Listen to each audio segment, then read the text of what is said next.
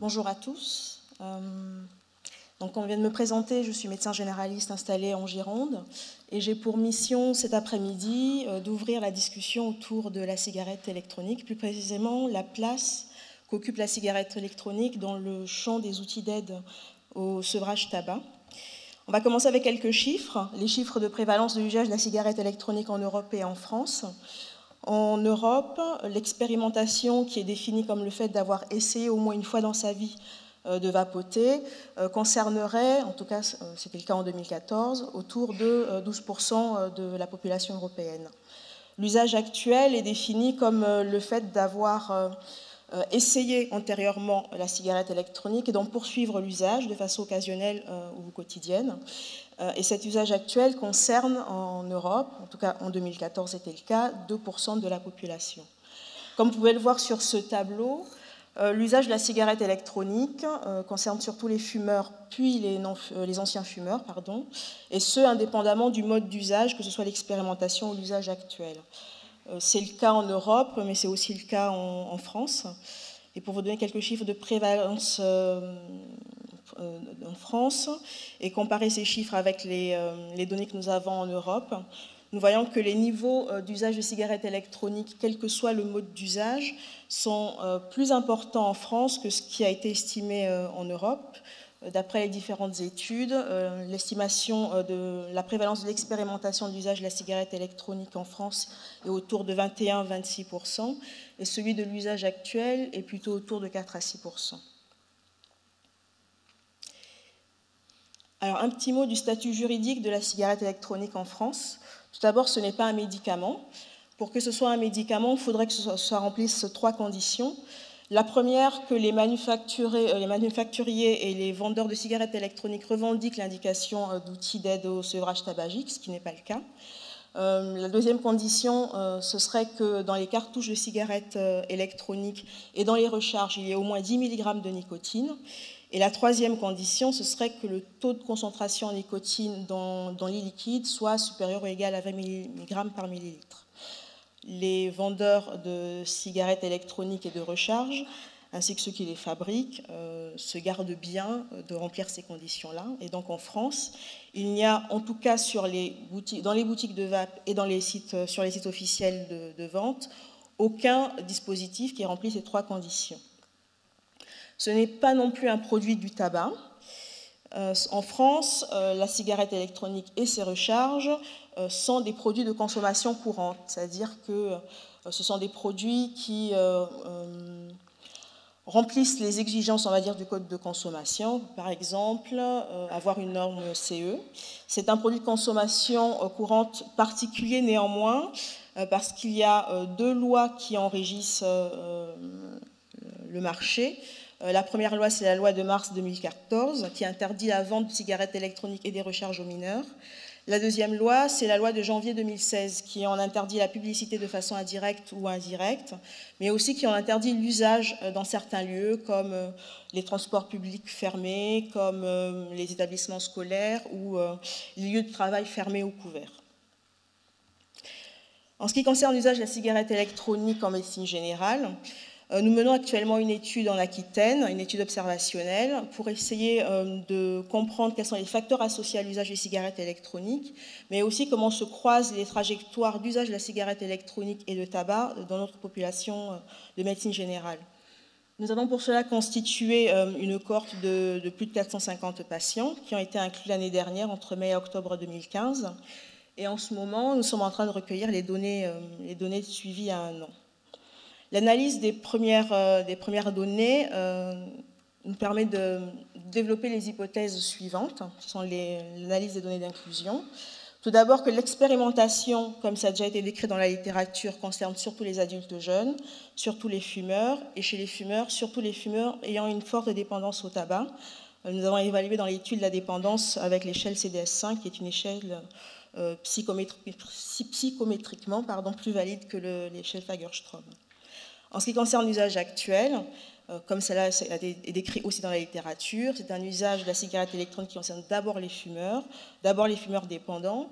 Et ce qui était intéressant dans l'étude que nous sommes en train de mener, c'est qu'on constate chez les fumeurs que l'usage de la cigarette électronique concerne surtout ceux ayant une forte motivation à l'arrêt. Il n'y a pas de gradient social de santé dans l'usage des cigarettes électroniques dans notre étude, que ce soit pour l'usage actuel ou l'expérimentation. Et la principale motivation rapportée à l'usage de cigarettes électroniques chez les patients vus en médecine générale de notre étude est l'arrêt au tabac bien avant la diminution, par exemple, sans l'arrêt ou la simple curiosité. Donc ces premiers résultats nous permettent d'élaborer l'hypothèse suivante, c'est qu'en médecine générale, au moins en Aquitaine, les vapoteurs sont d'abord des fumeurs fortement dépendants et dans une démarche d'arrêt, au stade d'action qui, comme cela vous a été présenté dans une présentation antérieure. Au sujet de l'innocuité de la cigarette électronique, alors il n'y a actuellement aucune étude de morbimortalité qui nous permette de savoir s'il y a un risque pour la santé. Les études de pharmacocinétique, de pharmacodynamie, et les études de neuroimagerie laissent supposer qu'il y a un risque addictif à l'usage prolongé de cigarettes électroniques. Néanmoins, parce qu'il n'y a pas de combustion, donc de production de monoxyde de carbone, et parce qu'il y a des études expérimentales et de cytotoxicité qui le montrent, il y a quand même chez nos patients fumeurs beaucoup moins de risques à vapoter qu'à fumer. Les quelques effets indésirables qui sont habituellement décrits, alors il n'y a pas de pharmacovigilance autour de la cigarette électronique en France, mais c'est le cas aux États-Unis. Ces effets indésirables sont surtout l'irritation dans la bouche, dans la gorge, l'irritation oculaire par des projections de gouttes d'e-liquide. Et il y a eu un cas décrit de décès chez un enfant après ingestion massive d'e-liquide, mais c'est vraiment un cas exceptionnel. Exceptionnellement fatal. Au sujet de l'efficacité de la cigarette électronique, donc actuellement, il n'y a que 2 études randomisées qui ont évalué l'impact de la cigarette électronique en termes d'efficacité à l'arrêt du tabac. Je vous en cite une parce que des 2, c'est celle qui est a priori la mieux conduite. C'est l'étude de Bullen. C'est une étude qu'il a menée en Nouvelle-Zélande auprès de patients fumeurs ayant l'intention d'arrêter de fumer. Dans cet essai clinique randomisé, il y avait 3 groupes. Un premier groupe était sous e-liquide de 16 mg par millilitre de nicotine dans la cigarette électronique. Un troisième groupe était sous patch de nicotine à 21 mg par jour. Et il y avait un groupe contrôle qui avait une e-cigarette placebo, c'est-à-dire sans nicotine. Le critère de jugement principal dans cette étude était l'abstinence prolongée à 6 mois. Et comme vous le voyez dans ce tableau, à la lecture des intervalles de confiance des risques relatifs, il n'y avait pas de supériorité démontrée de l'e-cigarette nicotinée sur les patchs, ni de supériorité démontrée de l'e-cigarette nicotinée sur la cigarette placebo. Après, cette étude a quelques biais méthodologiques. On pourra en discuter tout à l'heure pendant le moment des questions-réponses, mais il est possible qu'il n'y ait pas d'efficacité démontrée parce qu'il y avait pas mal de biais. L'autre possibilité, c'est aussi qu'il n'y ait pas d'efficacité de la cigarette électronique supérieure au patch ou au placebo. En pratique, nous demandons à nos patients s'ils fument, s'ils boivent de l'alcool, s'ils consomment du cannabis. Je vous propose que nous leur demandions aussi s'ils vapotent, pour 2 raisons. La première, c'est que les vapoteurs non-fumeurs, qui sont très généralement des mineurs, sont dans une conduite à risque ou dans de l'expérimentation, ça permettrait de les repérer. La deuxième, c'est que les patients vapoteurs fumeurs sont a priori, d'après les études qui sont menées et celles que nous sommes en train de mener en ce moment en Aquitaine, plutôt des fumeurs dans une démarche d'arrêt. Donc, même si la grande majorité des fumeurs arrêtent sans nous, certains d'entre eux peuvent avoir besoin de notre aide et leur poser la question, c'est une façon de les repérer. Je disais que certains fumeurs, d'ailleurs une grande majorité, arrêtent sans nous, et c'est le cas. Le débat de la cigarette électronique suscite beaucoup d'émoi. Ce n'est pas toujours évident de rester factuel sur le sujet. Il n'y a qu'à voir les discussions qu'il y a, les échanges qu'il y a entre chercheurs. Une des hypothèses que nous élaborons sur pourquoi il y a tant d'émoi autour du sujet et autant de craintes, c'est la théorie du 3e homme. C'est-à-dire que pour la première fois, il y a dans le champ du soin un outil qui est présenté et proposé par les usagers, par les patients, et qui s'impose dans le champ des outils, à côté des traitements validés, tels que le patch ou la varénicline ou le bupropion.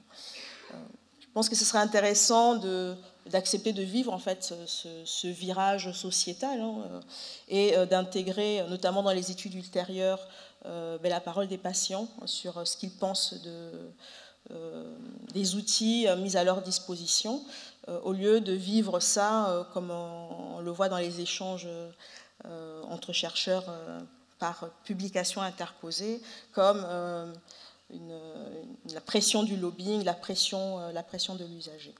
Toujours est-il que pour les quelques fumeurs dépendants qui demandent notre aide en consultation, il existe effectivement des traitements qui sont efficaces contre le craving et qui vous ont déjà été cités. C'est le patch nicotinique, c'est la varénicline ou Champix, le bupropion ou Ziban. Comme cela vous a été dit, ces traitements sont efficaces, mais on majore les chances de succès, de réussite d'arrêt du tabac chez nos patients quand cette prescription est accompagnée de nos conseils, d'un soutien psychologique, voire d'une psychothérapie. Et où se trouve la cigarette électronique dans ce champ?